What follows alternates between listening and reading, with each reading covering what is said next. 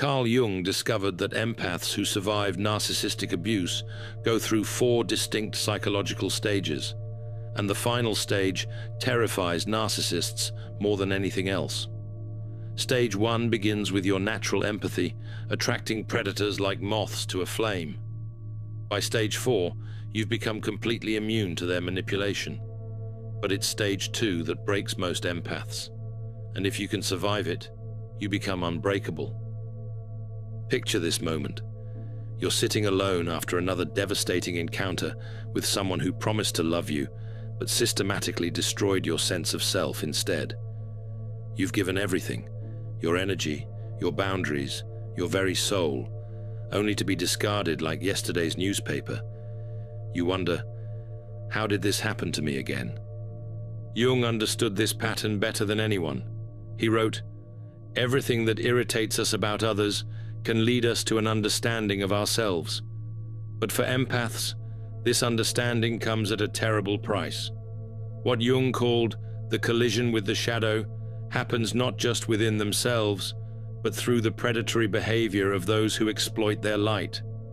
But here's what Jung discovered that changes everything. The empath's gift isn't just sensitivity, it's what I call unconscious truth detection. Jung observed that highly sensitive people can perceive what others hide, even when they don't realize they're doing it. You see through facades without trying. You feel the pain behind someone's anger. You sense the emptiness behind their charm. Jung wrote, "Your vision becomes clear when you look into your heart. Who looks outside dreams. Who looks inside awakens." But this gift comes with a dark side. Narcissists are drawn to empaths for the same reason moths are drawn to flames. Your light reveals their darkness, and they need that light to feel alive. But unlike the moth that dies in the flame, the narcissist tries to extinguish the light instead. What I call Jung's vampire dynamic, where one person feeds on another's life force. Jung understood this as psychological parasitism, though he used different terms, and empaths, with their natural giving nature, become the perfect prey. Jung identified specific patterns in how predators exploit highly sensitive people, what I call the 4 stages of empathic destruction, but understanding these stages is the key to breaking free from the cycle forever. Stage 1. The light trap. Jung understood that empaths are born with what he called an overflow of libido, not sexual energy, but life energy. This creates what I call the empathic magnetism. You naturally radiate warmth, understanding, and acceptance. People feel safe around you before they even know why. In childhood, this shows up as the kid who comforts others when they cry, who can't stand to see anyone left out, who feels physical pain when witnessing cruelty. Jung observed that these children often become what he termed the family healer, taking on everyone's emotional burdens. But here's the trap. Your light doesn't just attract good people seeking healing, it attracts predators seeking supply. Jung wrote, "Where love rules, there is no will to power, and where power predominates, love is lacking." Narcissists operate from pure will to power, and your love becomes their feeding ground. The narcissist studies you during this stage. They watch how you respond to sob stories, how you react to their vulnerability, how much you'll give before you start to question. They're not falling in love with you. They're cataloging your weaknesses. What I call the reconnaissance phase of psychological manipulation, building on Jung's understanding of how predators study their targets. The predator maps your empathic responses like a general mapping enemy territory. They learn exactly which buttons to press to keep you giving, caring, and sacrificing. Comment if you've ever felt like a magnet for broken people. I attract what needs healing. But you don't recognize this as predation because it feels like being needed, being special, being the one person who truly understands them. Jung warned about this trap. The privilege of a lifetime is to become who you truly are. But in stage 1, you're becoming who they need you to be. Stage 2, the soul extraction. If stage 1 is the trap, then stage 2 is what I call the great devouring. Jung observed that narcissists don't just want your love, they want to consume your entire psychic energy. This is where the real psychological warfare begins. Jung wrote, "The meeting of two personalities is like the contact of two chemical substances.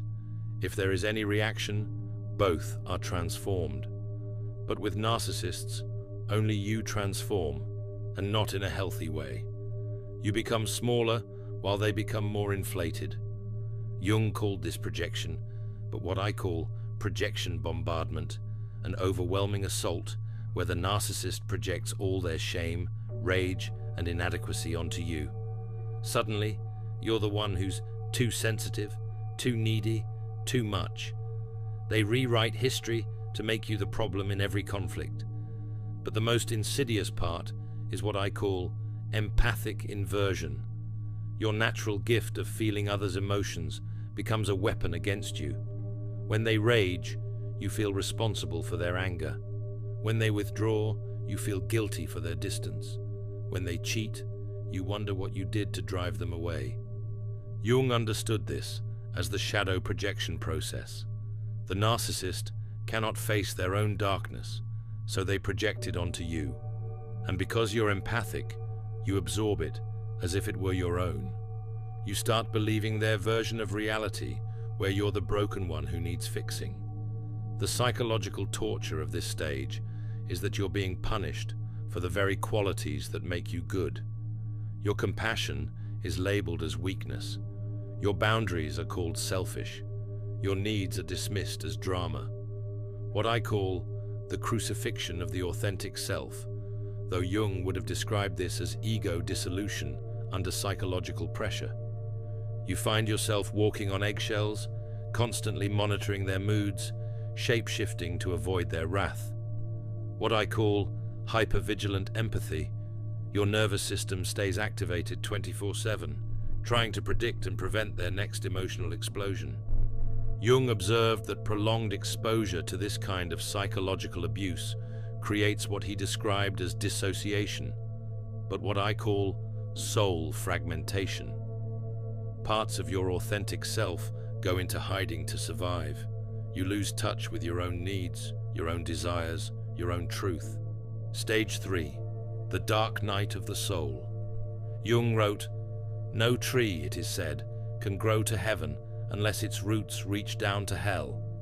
Stage 3 is your journey to hell, the complete collapse of everything you thought you knew about love, about yourself, about reality itself.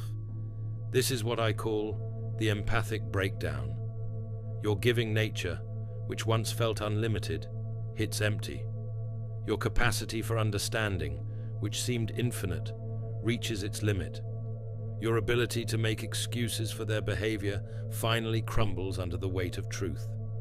Jung called this the dark night of the soul, a necessary psychological death that precedes rebirth. But in the moment, it feels like you're dying. Jung observed psychological compensation in patients under extreme stress, but what I call acute psychological decompensation, anxiety, depression, physical illness, a complete inability to function. The narcissist often intensifies their abuse during this stage because they sense your awakening. They launch what I call the final harvesting campaign, love bombing mixed with increased cruelty, designed to extract every last drop of your empathic energy before you escape. Comment if you've been through rock bottom and found strength there. My breakdown became my breakthrough. But here's what Jung understood that most people miss. This breakdown isn't pathology, it's psychology. It's your psyche's way of forcing you to confront the truth you've been avoiding.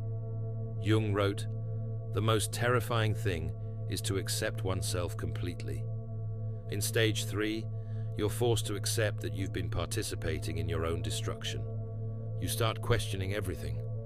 The relationship, yes, but more importantly, yourself. How did I let this happen? Why did I stay so long? What is wrong with me?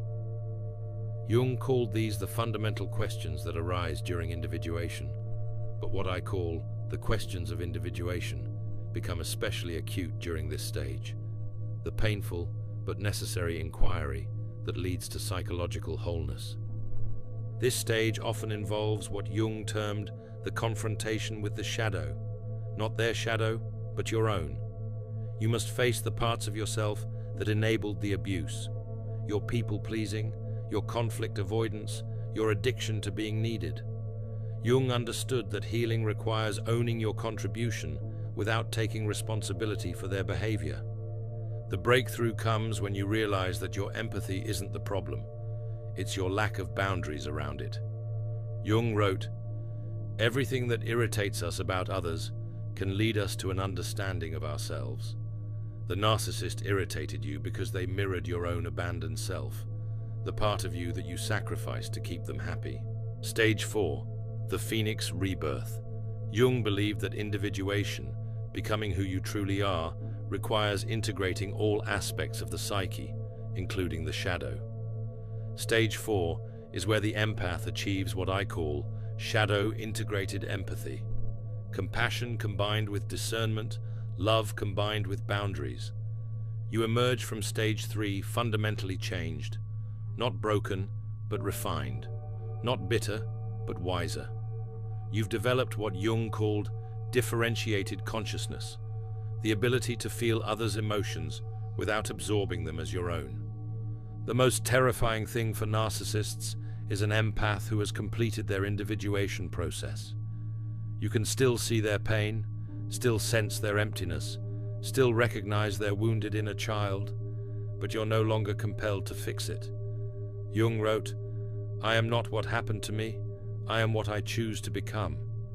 In stage 4, you choose yourself, not selfishly, but consciously. You understand that your empathy is a gift to be protected, not a resource to be exploited. You develop what I call boundaried compassion, the ability to love others without losing yourself. This transformation creates what Jung termed the autonomous personality, someone who operates from their own center rather than reactive patterns. Narcissists can no longer hook you with drama, guilt, or manipulation because you've learned to distinguish between their emotions and your own. You become what I call empathically sovereign. You give from choice, not compulsion. You help from strength, not weakness. You love from fullness, not emptiness. And this terrifies narcissists because they can no longer feed on your energy. If you've become immune to manipulation tactics, comment, "I see the game, but I don't play anymore." The narcissist will try everything to pull you back into the old dynamic. Love bombing, threats, smear campaigns, using wild accusations. But none of it works because you've achieved what Jung called psychological independence. Your sense of self no longer depends on their validation or approval. Jung understood that healing isn't just about escaping abuse. It's about integrating the lessons into a more complete version of yourself.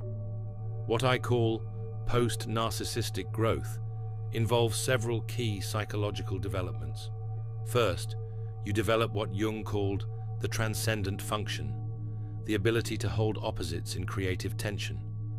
You can be both compassionate and boundaried, both open and protected, both trusting and discerning. This isn't contradiction, it's psychological maturity.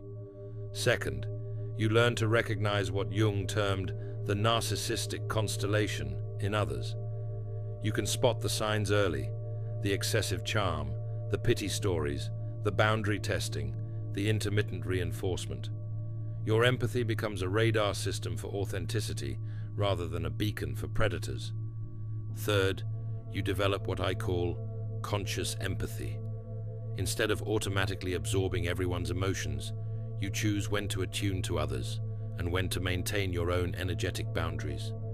Jung called this the art of conscious relationship. The relationship patterns that emerge in stage 4 are completely different. You attract people who appreciate your depth without exploiting it, who can meet your emotional intensity without being overwhelmed by it, who respect your boundaries because they have healthy ones too. Jung believed that individual transformation creates collective change. When empaths complete this four-stage journey, they model a different way of being for others. What I call the healed empath effect ripples out in powerful ways. You become living proof that sensitive people don't have to be victims. You show others that empathy can coexist with strength, that compassion doesn't require self-sacrifice, that healing is possible even after the worst psychological abuse. Other empaths look at your transformation and think, if they can do it, maybe I can too. You become what Jung called a wounded healer, someone who transforms their pain into wisdom and uses that wisdom to help others heal. But perhaps most importantly, your transformation changes the narcissistic supply chain. Every empath who completes this journey is one less source of energy for predators. Every boundary you set makes it slightly harder for narcissists to find easy targets. Jung wrote, "The privilege of a lifetime is to become who you truly are." When empaths claim this privilege, they don't just save themselves, they contribute to the healing of the collective shadow. Jung understood that narcissistic abuse isn't random. It serves a psychological function for both parties. The narcissist gets to avoid their own shadow by projecting it onto the empath. The empath gets to avoid their own power by staying in victim consciousness. But here's the profound truth Jung discovered. The abuse relationship is a distorted mirror of individuation. Both people are trying to become whole, but they're doing it through each other instead of through their own inner work. The narcissist seeks wholeness by consuming others' life force. The empath seeks wholeness by healing others' wounds. Both approaches fail because wholeness can only come from within. When the empath completes the four-stage journey, they break this unconscious contract. They stop trying to heal others and focus on healing themselves. They stop giving their power away and start reclaiming their sovereignty. This is what Jung meant by individuation, becoming undivided within yourself, not perfect, but complete, not without wounds, but not defined by them, not without empathy, but not enslaved by it. Jung believed that empaths serve an evolutionary function in human consciousness. You're not just sensitive people, you're what I call consciousness accelerators. Your ability to feel deeply, perceive authentically, and love unconditionally pushes the species toward greater emotional intelligence and spiritual awareness. But this gift comes with great responsibility. You must learn to use your empathy consciously, not just reactively. You must develop the discernment to know when your sensitivity is serving evolution and when it's enabling dysfunction. The four-stage journey isn't just personal healing, it's preparation for your larger purpose. Jung wrote, "Your vision becomes clear when you look into your heart. Who looks outside, dreams. Who looks inside, awakens." Awakened empaths become agents of collective transformation. You're here to model what healthy empathy looks like, to show that sensitivity is strength, not weakness, to demonstrate that love can have boundaries, that compassion can have limits, that giving can be conscious rather than compulsive. So here's what I want you to understand. If you're an empath who has experienced narcissistic abuse, you're not broken. You're not too sensitive. You're not fundamentally flawed. You're a highly evolved consciousness having a very human experience of learning to protect your gifts. The four stages aren't punishment, they're preparation. Each stage teaches you something essential about yourself, about others, about the nature of healthy relationship. Stage 1 teaches you about your magnetism. Stage 2 teaches you about your boundaries. Stage 3 teaches you about your strength. Stage 4 teaches you about your sovereignty. Jung spent his entire career studying the process of becoming whole, and he found that it always requires facing the shadow, both your own and others. The narcissist was your teacher in this process, though neither of you understood it at the time. If you recognize yourself in these stages, know that you're exactly where you need to be. Trust the process. Trust your intuition. Trust that your empathy, properly developed, will become your greatest strength. Carl Jung discovered that empaths who survive narcissistic abuse go through 4 distinct stages. Stage 1, the light trap, where your gifts attract predators. Stage 2, the soul extraction, where they attempt to consume your essence. Stage 3, the dark night, where everything falls apart so it can be rebuilt correctly. Stage 4, the phoenix rebirth, where you become unbreakable. The narcissist taught you the most important lesson of your life, that your empathy is sacred and must be protected. They forced you to develop the very boundaries and discernment that now make you immune to manipulation. Jung's gift to every empath is this understanding. Individuation, becoming who you truly are, is not just possible after abuse, it's the whole point. You didn't go through this journey to remain a victim.